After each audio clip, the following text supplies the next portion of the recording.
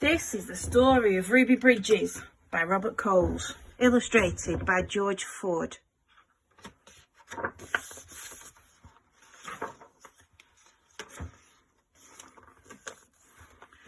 To Ruby Bridges Hull, and to all who did as she did for the United States of America. Our Ruby taught us all a lot. She became someone who helped change our country. She was part of history, just like generals and presidents are part of history. They're leaders, and so was Ruby. She led us away from hate, and she led us nearer to knowing each other, the white folks and the black folks. Ruby's mother.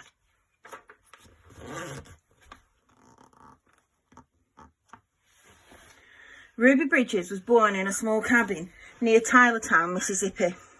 We were very poor, very, very poor, Ruby said. My daddy worked picking crops. We just barely got by. There were times when we didn't have much to eat. The people who owned the land were bringing in machines to pick the crops, so my daddy lost his job. And that's when we had to move. I remember us leaving. I was 4, I think. In 1957, the family moved to New Orleans. Ruby's father became a janitor. Her mother took care of the children during the day. After they were tucked in bed, Ruby's mother went to work scrubbing floors in a bank. Every Sunday, the family went to church.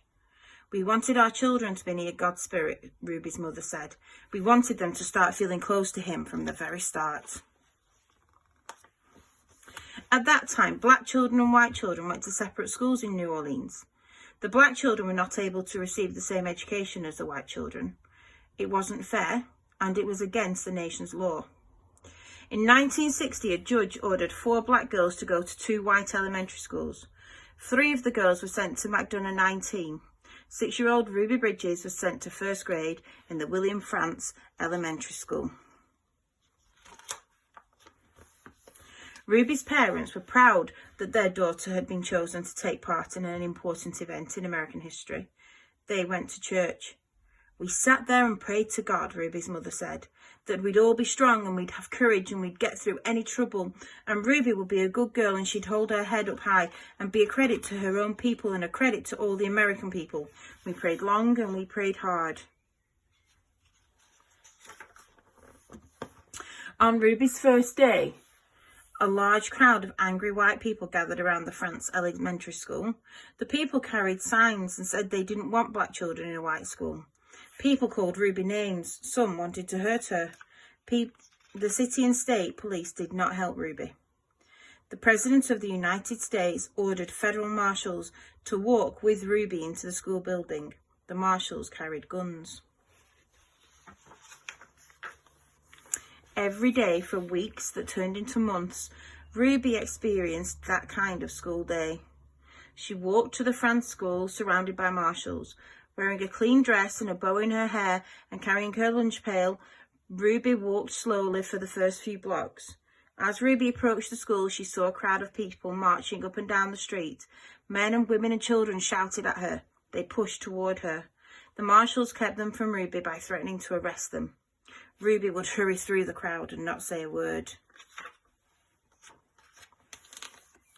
The white people in the neighbourhood would not send their children to school. When Ruby got inside the building, she was all alone except for her teacher, Mrs. Henry. There were no other children to keep Ruby company, to play with and learn with, to eat lunch with. But every day Ruby went into the classroom with a big smile on her face, ready to get down to the business of learning. She was polite and she worked well at her desk, Mrs. Henry said. She enjoyed her time there. She didn't seem nervous or anxious or irritable or scared. She seemed as normal and relaxed as any child I'd ever taught. So Ruby began learning how to read and write in an empty classroom, an empty building. Sometimes I'd look at her and wonder how she did it, said Mrs. Henry.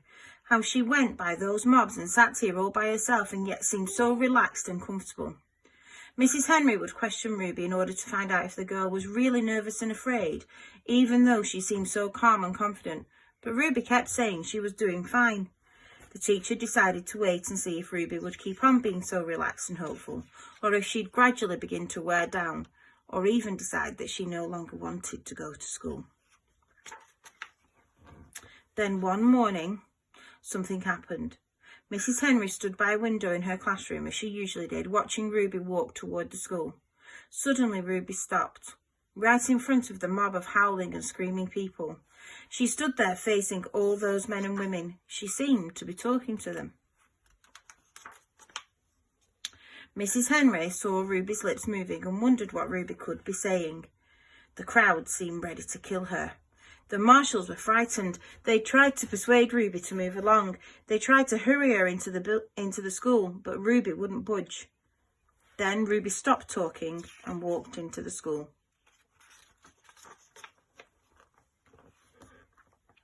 When she went into the classroom, Mrs. Henry asked her what had happened.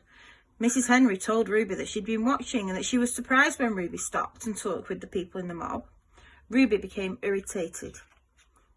"I didn't stop and talk with them," she said. "Ruby, I saw you talking," Mrs. Henry said. "I saw your lips moving." "I wasn't talking," said Ruby. I was praying for them." Every morning, Ruby had stopped a few blocks away from school to say a prayer for the people who hated her. This morning she forgot until she was already in the middle of the angry mob. When school was over for the day, Ruby hurried through the mob as usual. After she walked a few blocks and the crowd was behind her, Ruby said the prayer she repeated twice a day, before and after school. "Please God, try to forgive those people, because even if they say those bad things, they don't know what they're doing. So you could forgive them, just like you did those folks a long time ago when they said terrible things about you."